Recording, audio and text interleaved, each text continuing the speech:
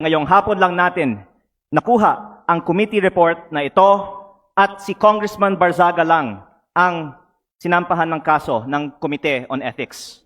Ang boto ko ay no, lalo na dahil inuuna natin ang kaso niya kaysa sa mga mas seryosong isyong kinakaharap ng isa sa mga kasamahan natin.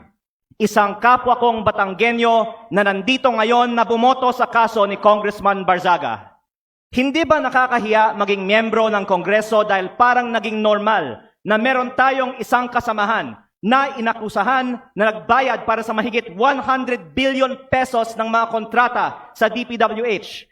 Para bang tinatanggap natin na normal lang magkaroon ng kasamahan na iniugnay sa pagnanakaw ng bilyong-bilyong piso na hindi iniimbestigahan na ng Committee on Ethics, Public Works o Infracom, samantalang inuunan natin ang kaso ni Congressman Barzaga, habang hindi man lang natin pinaglalaanan ng masusing atensyon ang mas mabigat na aligasyon, lumalabas na parang okay lang magnakaw sa Kongreso.